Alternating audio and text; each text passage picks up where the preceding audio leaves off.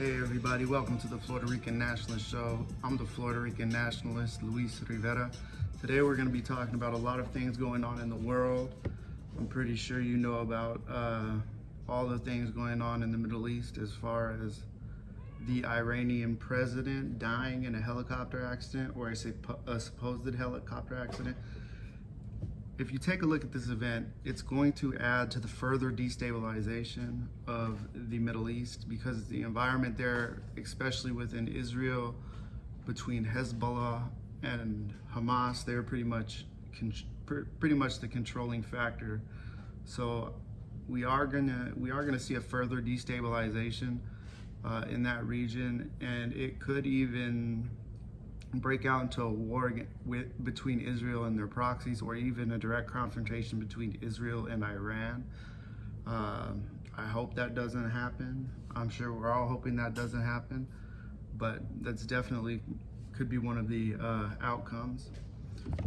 There was a firefight also in between Israel and Egypt on the border, and an Egyptian soldier died. President El-Sisi is going to be very vulnerable from within, because he's pretty much known domestically as a U.S. puppet, and they consider him too close of a friend with Israel.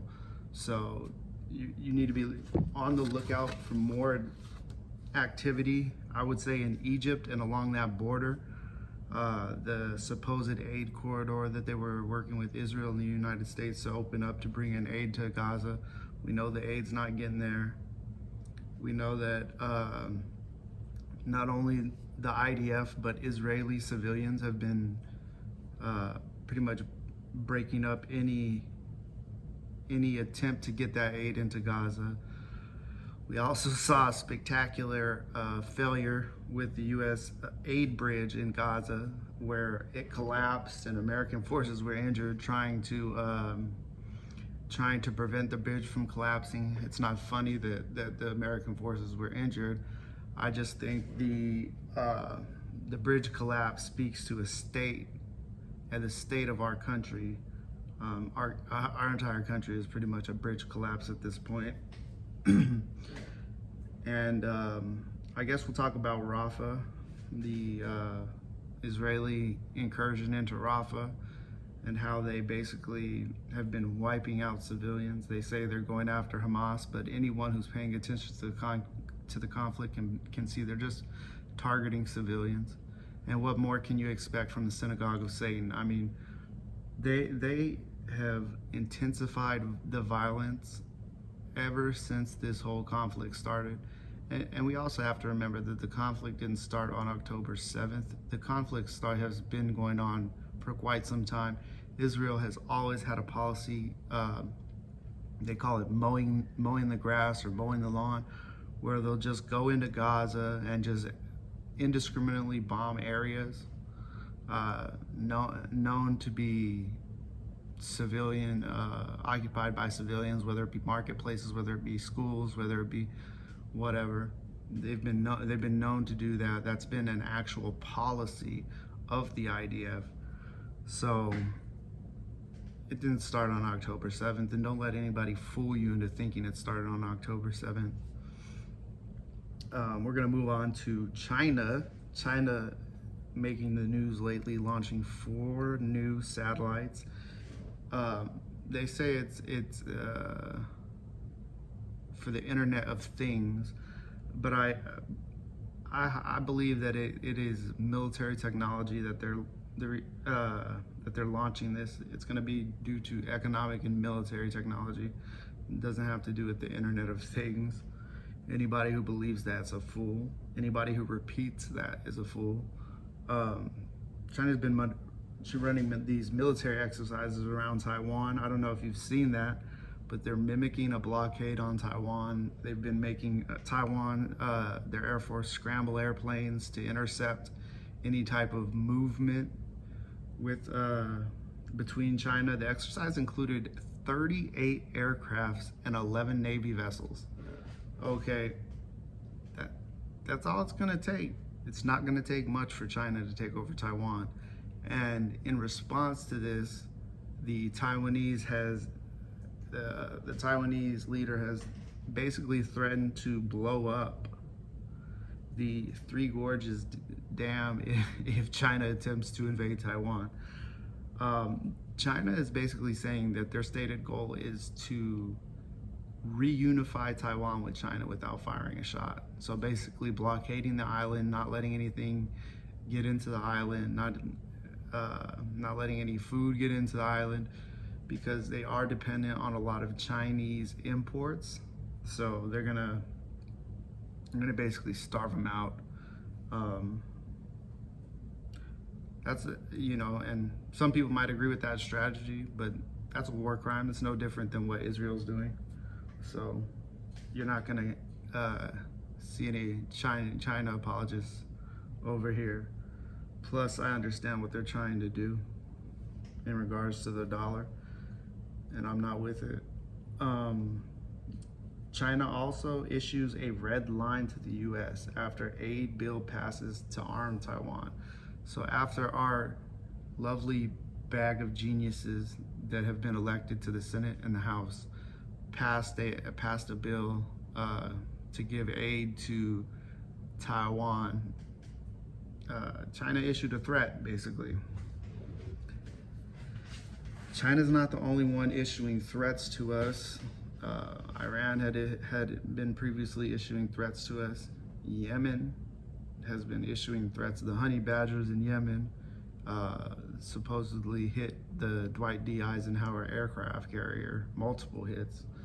And you haven't heard a word about that in the news, because honestly, with my experience in the military, when you have such an epic failure like that, they are not going to be broadcasting that. If anything, they're going to be coming out with ways to disprove the known. Okay, so you could have footage of it and they'd say it's a deep fake.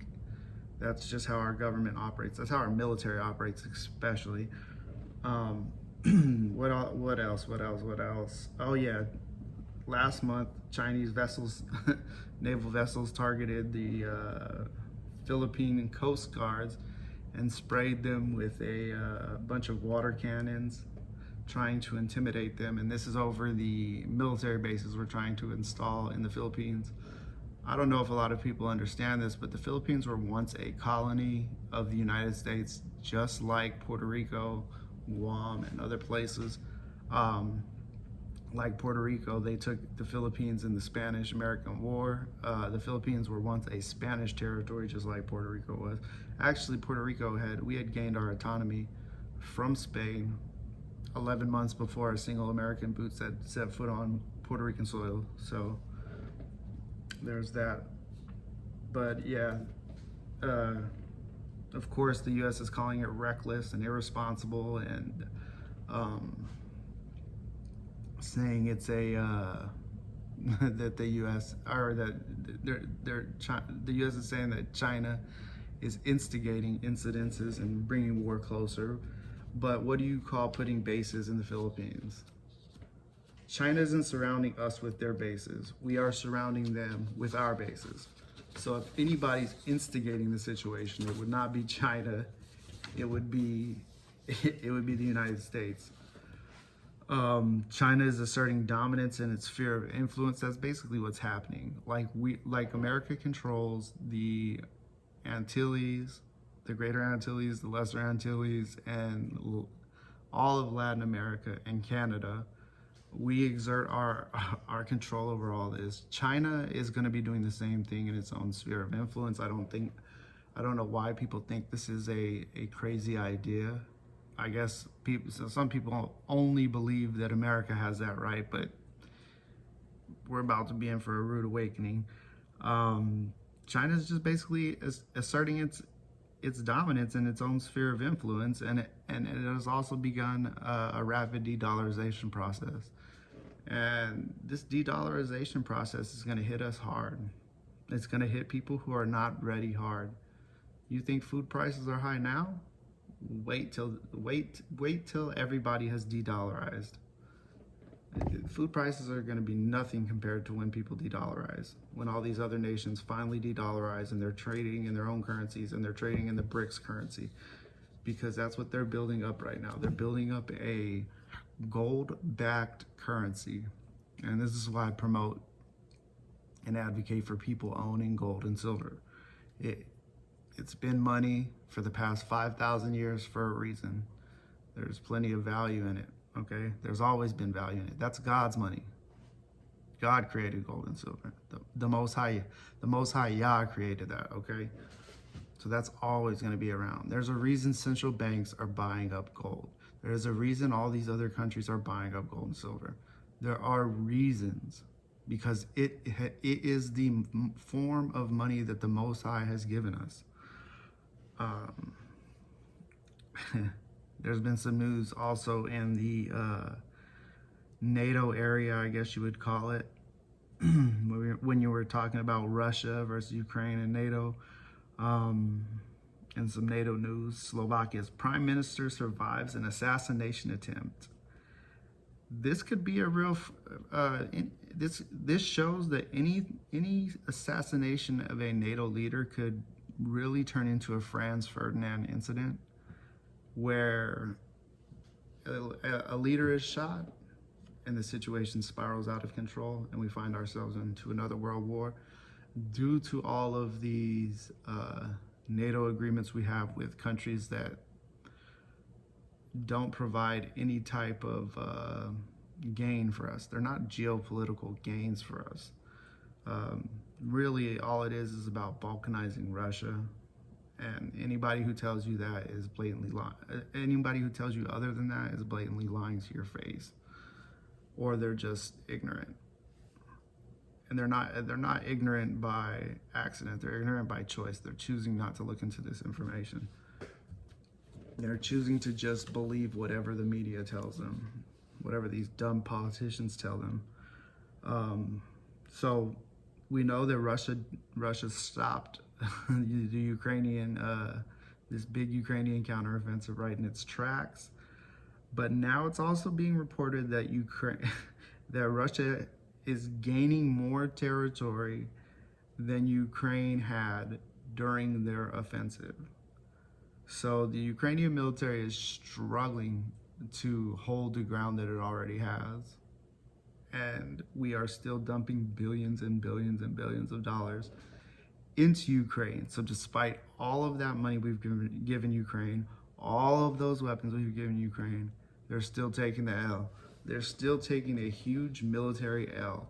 And you know what? This was always gonna happen. Ukraine never stood a chance against Russia, and anybody who tells you that Ukraine stood a chance against Russia is high on crack. Straight up. The numbers don't add up.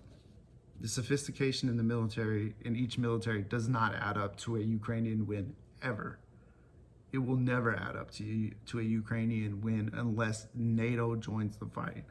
And I kind of think that's what the end result, or the end goal, will be of the Ukrainians. So Sweden also is set to give Ukraine an AS-890. It's a surveillance aircraft, and it'll basically give the Ukrainians a big ISR advantage. ISR means intelligence, surveillance, and reconnaissance. So it'll basically they'll be able to have a much more tactical view of the battlefield. They'll be able to see a lot more than they can right now, because right now they're basically relying on Western and US ISR and intelligence telling them where to target. We're probably actually targeting them ourselves and just letting Ukraine pull the trigger. Be like your dad holding a weapon and aiming it for you at somebody while you pull the trigger and letting you get the murder charge. That's what we're doing with Ukraine. They're losing a whole generation behind this. A whole generation of young men, young women, and children, all to be a proxy for the United States in its attempt to balkanize Russia because they hate Putin, because he doesn't go along with the globalist agenda. What else? Oh yeah, Sleepy Joe finally gave Ukraine and the other Western countries finally gave Ukraine the authorization to strike targets deep inside Russia, not just Crimea, not just the annexed areas of Luhansk and I can't think of the other area's name right now, but not just those newly acquired areas. We're talking about St. Petersburg, Moscow, anywhere they want. The West is basically giving them the green light to start targeting and giving them the missiles to start targeting them with. Ukraine actually took out 2 of Russia's nuclear radar stations. This might not sound like a problem, but it actually is a huge problem because it brings nuclear exchange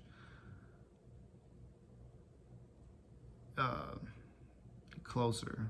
You know, it makes a nuclear exchange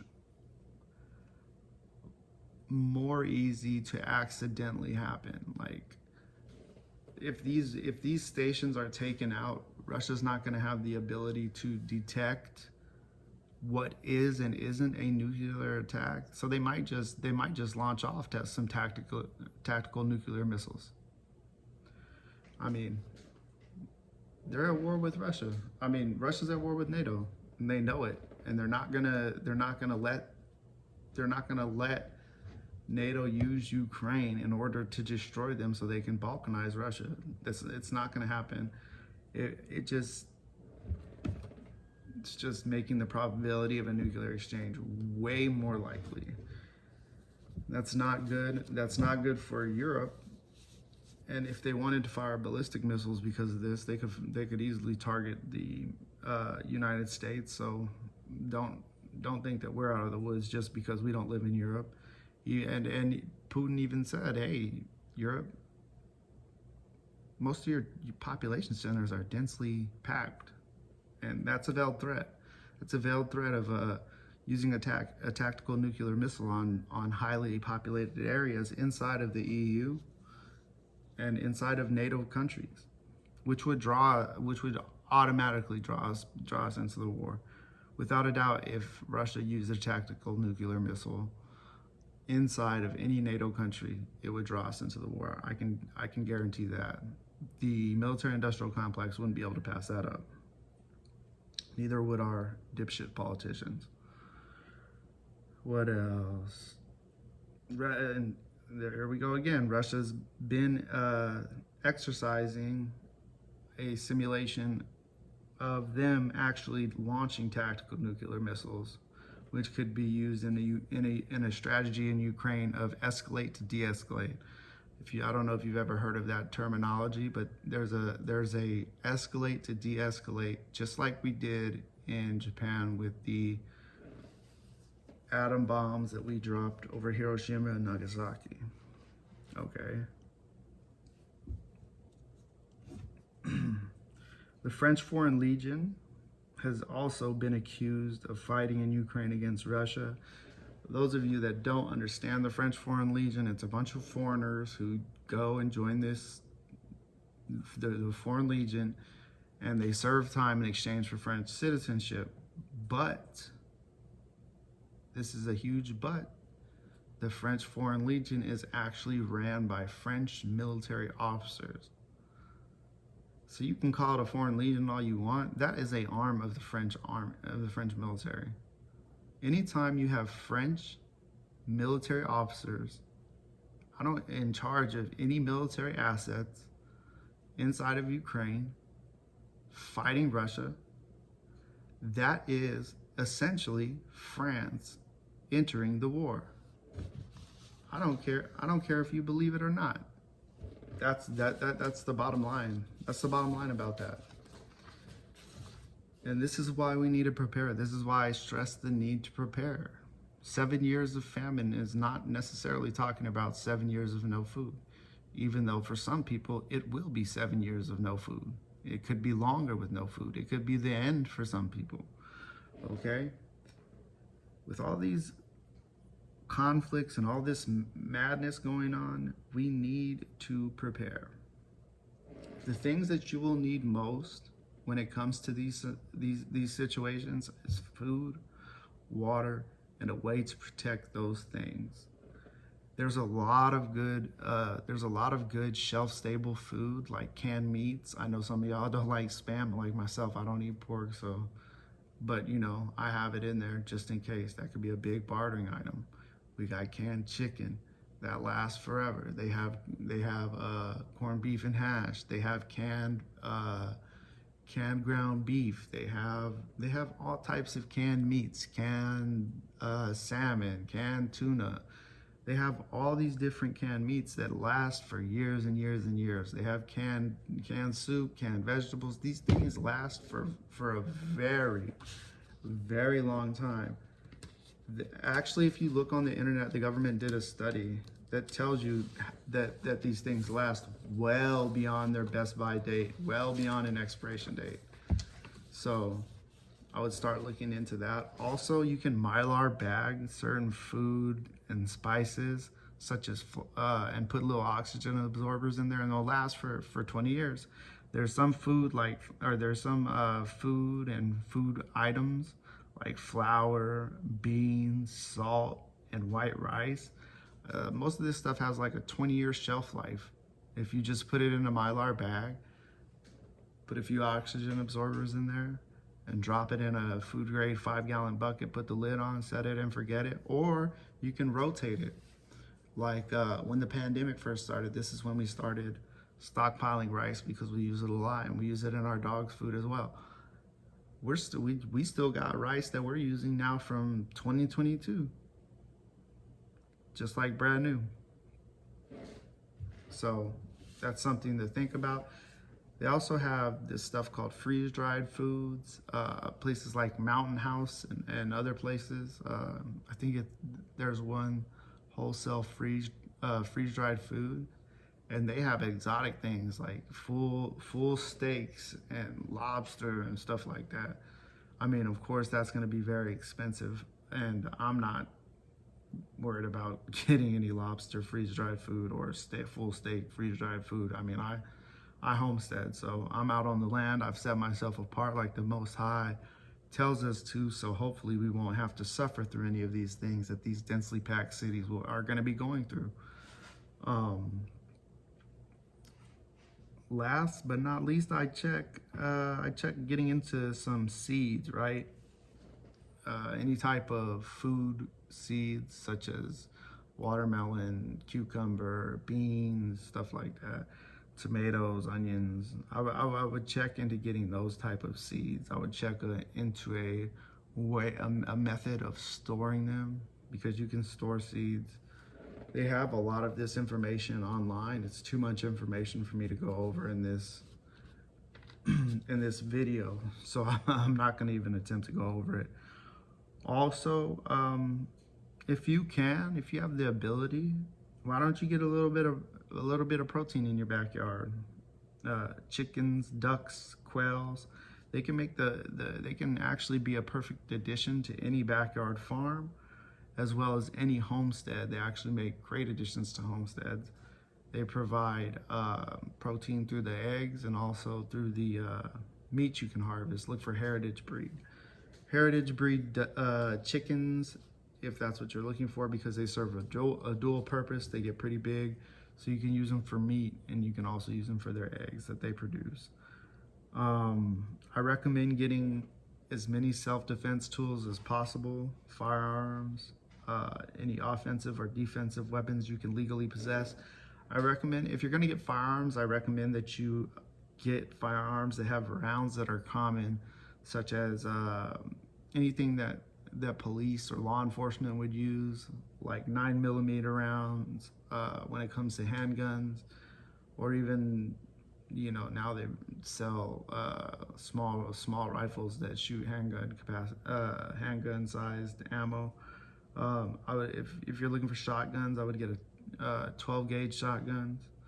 Rifles, I would look for anything that's 5.56 or commonly used in the military and law enforcement. Basically, that's 5.56.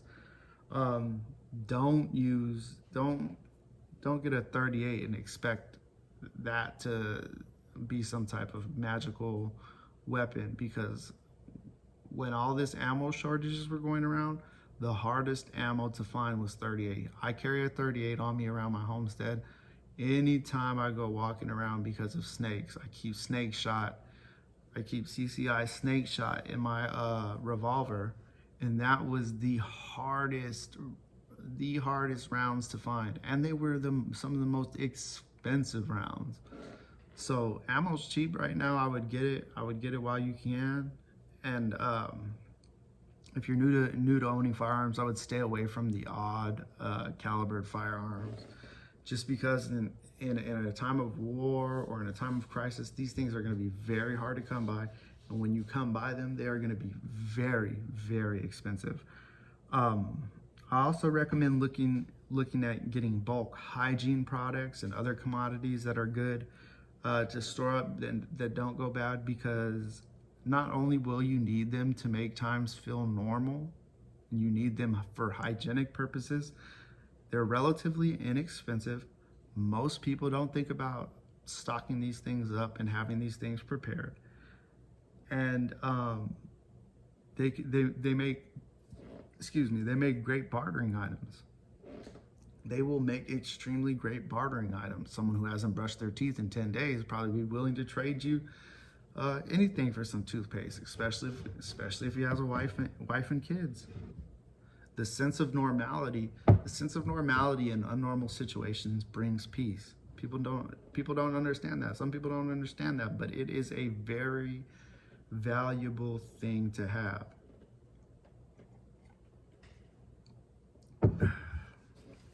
I recommend also holding a little bit of cash on you, because say there was an EMP attack, right?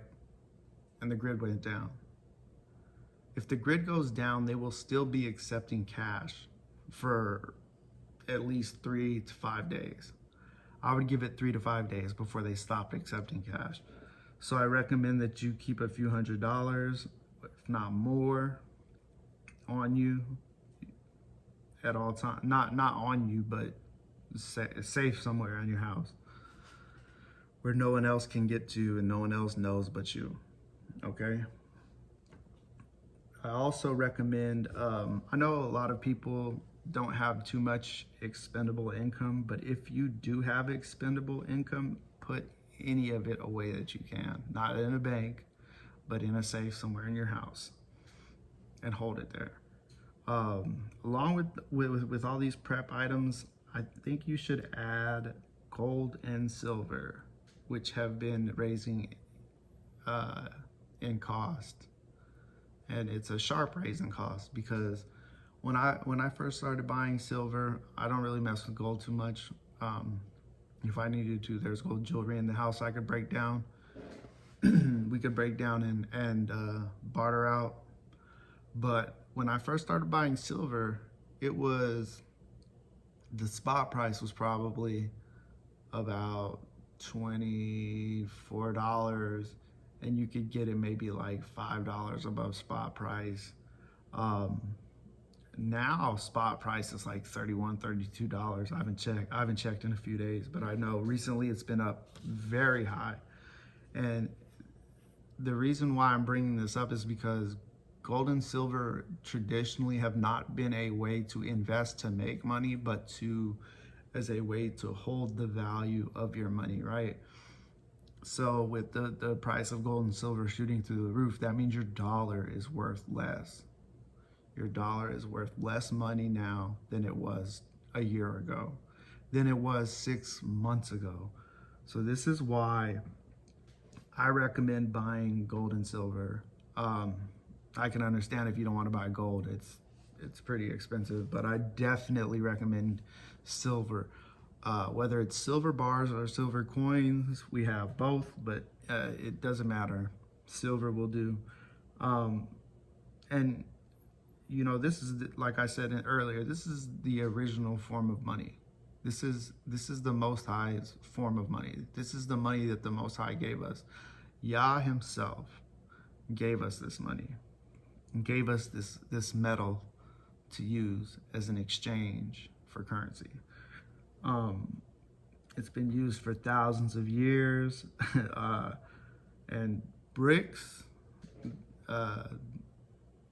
Brazil, Russia, India, China, and South Africa, and all the other countries that have been joining BRICS as of this year and last year, they're moving to a gold-backed and a precious metal-backed currency. And they plan on overtaking the dollar with that currency. So it's not silly to think about getting into precious metals in order to preserve your wealth. It's a great preserver of wealth. It's not going to lose money, or it's not going to lose value over time. So say if nothing ever happens, you still have that to pass down to your children, right? You still have something that's worth something to pass down to your children. Central banks have been buying up physical gold. And like I said, if it's good enough for central banks, if it's good enough for the Fed, if it's good enough for private equity firms, if it's good enough for Vanguard, if it's good enough for BlackRock, if it's good enough for BRICS, then it should be good enough for you. And you should understand why it's that important. You should understand why it's that important. But we're going to end it on that note because we've already been going for about half an hour. I love y'all. Y'all stay blessed. And I'll catch you next time.